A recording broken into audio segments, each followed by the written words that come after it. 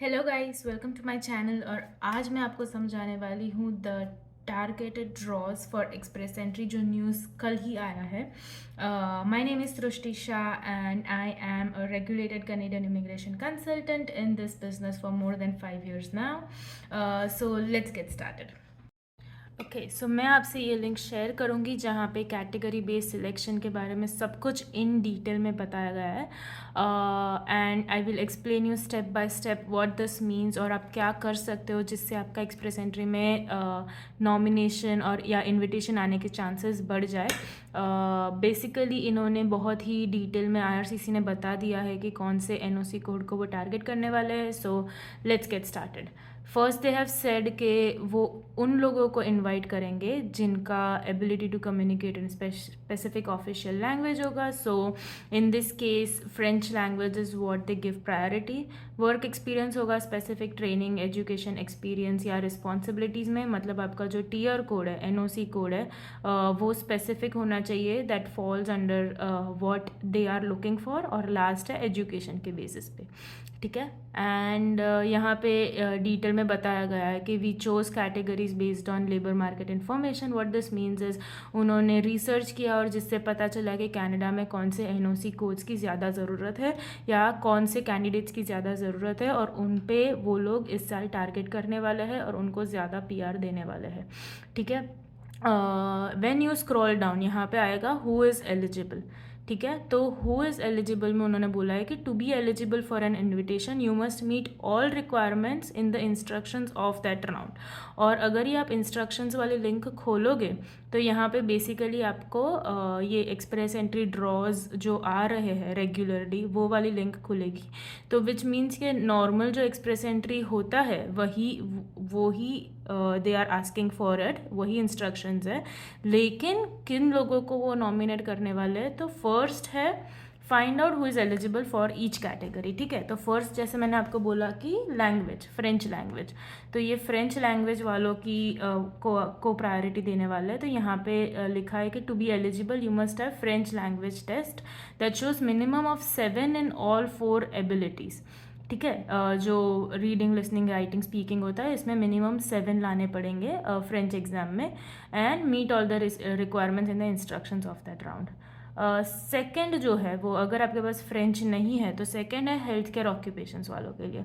तो बहुत लोगों ने मुझे पूछा कि हेल्थ केयर तो चलो ठीक है, लेकिन कौन से NOC कोड को इन्विटेशन आएगा इन हेल्थ केयर। तो जब आप हेल्थ केयर के पे क्लिक करोगे तो नीचे आपको दिख जाएगा कि कौन से NOC कोड्स को वो लोग टारगेट करने वाले हैं। तो यहाँ पे है 31112, 31201, 31110। तो ऐसे बहुत सारे NOC कोड्स है।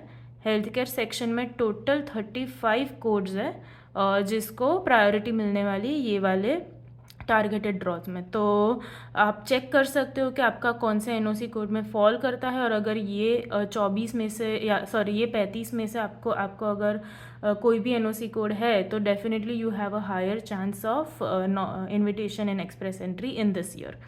थर्ड है STEM occupations which mean science, technology, engineering और मैथ ऑक्यूपेशन में।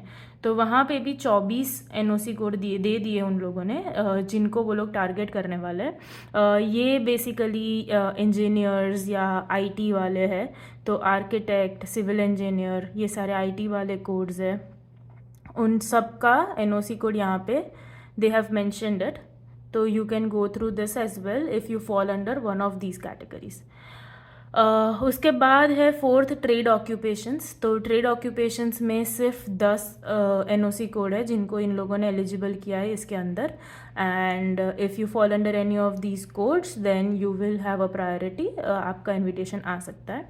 उसके बाद है ट्रांसपोर्ट ऑक्यूपेशन। तो अगर आप ट्रांसपोर्ट बिजनेस में काम करते हो तो ये वहाँ पे भी आपके चांसेस है, स्पेशली ट्रांसपोर्ट ट्रक ड्राइवर 73300, ये बहुत ही ज़्यादा होता है क्लाइंट्स के प्रोफाइल में। तो गुड न्यूज़ फॉर देम के अब एक्सप्रेस एंट्री में बहुत जल्दी होने के चांसेस है आपका PR। लास्ट है एग्रीकल्चर वालों का, उसमें सिर्फ 3 ही है। तो अगर ये 3 NOC कोड में से एक भी NOC कोड है तो आपका इन्विटेशन आ सकता है।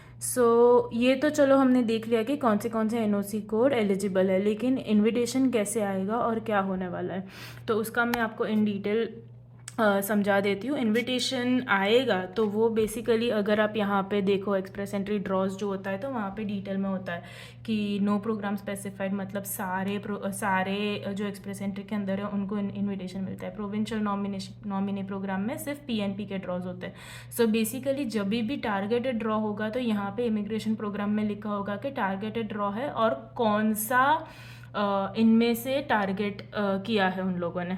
ऐसा हो सकता है कि कोई भी एक को ही टारगेट करे, ऐसा भी हो सकता है कि 2 या 3 को टारगेट करे एक ड्रॉ में।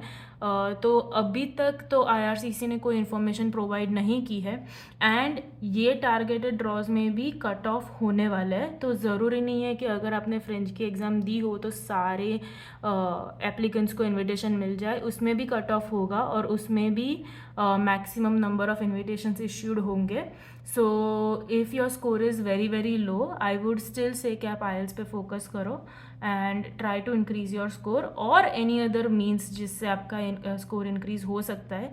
लेकिन अगर आप इन सारे एनओसी कोड के अंदर फॉल कर रहे हो या ये कैटेगरी में फॉल कर रहे हो तो थोड़ा अब टेंशन कम हो जाएगा, चांसेस है कि आपका इन्विटेशन आ पाए। सो yeah, that's all for me today and I'll see you guys in the next video.